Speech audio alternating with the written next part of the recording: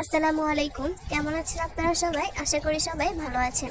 আজকে আমি আপনাদেরকে দেখাবো গরুর মাংসের কলিজা ভুনা করার একদম পারফেক্ট রেসিপি। এইভাবে গরুর মাংস কলিজা ভুনা করলে কিন্তু খেতে ভীষণ মজার হয়। তো চলুন আজকের রেসিপিটি শুরু করা যাক। আজকের এই রেসিপিটি শুরু করার জন্য প্রথমে এখানে নিয়েছি পানিতে আমি হলুদ দিয়ে আর লবণ দিয়ে পানিটাকে একটু ফুটিয়ে নিয়েছি। ফুটিয়ে নিয়ে এখানে আমি কলিজা দিয়ে দিব। কলিজা দিয়ে কলিজাটাকে কিছুক্ষণ সময় নিয়ে সিদ্ধ করে নিতে হবে। এই কলিজাটাকে কিন্তু আমি এখানে 20 থেকে 25 মিনিট ধরে মাঝে মাঝে একটু নাড়াচাড়া করে সিদ্ধ করে নেব, যাতে করে কলিজার ভিতরকার রক্ত বা যে কোনো প্রকার ময়লা আবর্জনা বেরিয়ে আসবে। আর এই পর্যায়ে কিন্তু সিদ্ধ করে নিয়ে দেখতে পাচ্ছেন ময়লা আবর্জনা কিন্তু সব কিছু বেরিয়ে এসেছে। এই পর্যায়ে আমি কলিজাগুলোকে ঠান্ডা পানিতে দিয়ে দিচ্ছি। এভাবে ঠান্ডা পানিতে আমি কলিজাগুলোকে নামিয়ে নিয়ে উপর থেকে কলিজার আবরণটা আমি তুলে নিব। উপরে কিন্তু একটা পর্দা জাতীয় আবরণ থাকে, সেই আবরণটাকে তুলে নিতে হবে। আবরণটা তুলে নিয়ে ভালো করে ধুয়ে নিতে হবে। এদিকে কলিজা রান্না করার জন্য প্রথমে একটা কড়াইয়ে ফাটিয়ে নেওয়া এলাচ দিয়েছি, আর দিয়ে দিচ্ছি দারচিনি, লবঙ্গ, কয়েকটা গোলমরিচ, আর দিয়ে দিব তেজপাতা। এগুলোকে কিছুটা সময় অল্প কিছুক্ষণ ভেজে নিতে হবে, এতে করে সুন্দর একটা ফ্লেভার আসবে। এখন এখানে পরিমাণ মতো পেঁয়াজ আর থেতো করা রসুন দিয়ে দিচ্ছি। এখন এগুলো দিয়ে একসঙ্গে কিছুটা সময় একটু নাড়াচাড়া করে ভেজে নিতে হবে। কিছুক্ষণ ঠিক এইভাবে করে নাড়াচাড়া করে একটু ভেজে নেবেন।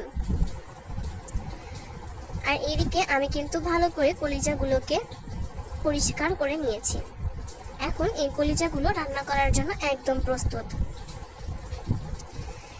এদিকে কিছুটা সময় ভালো করে আমি ভেজে নেব, তবে অবশ্যই লক্ষ্য রাখবেন এগুলোকে বেশি পুড়িয়ে ফেলবেন না। নাড়াচাড়া করে কিন্তু ভেজে নিতে হবে। ভেজে নিয়ে এখানে পরিমাণ মতো পানি দিয়ে দিচ্ছি। এখানে অল্প একটু পানি দিয়ে এখন নাড়াচাড়া করে মিশিয়ে নিলাম।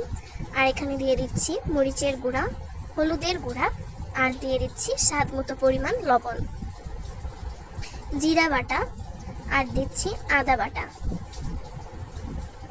এখন ভালো করে নাড়াচাড়া করে এটাকে মিশিয়ে নিতে হবে।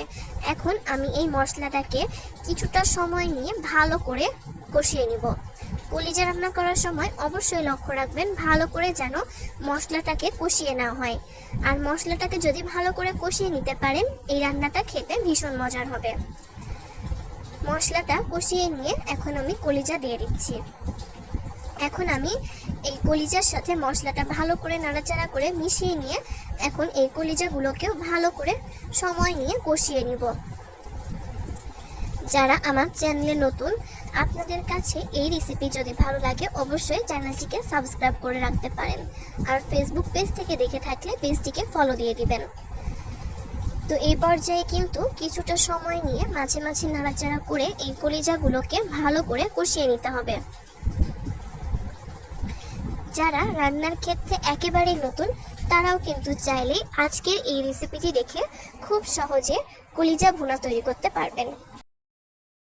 আর ঠিক এই পর্যায়ে কিন্তু ভালো করে আমি কলিজাগুলোকে কিছুক্ষণ ভালো করে কষিয়ে নিয়েছি। এখন এখানে আমি গরম পানি দিয়ে দিব।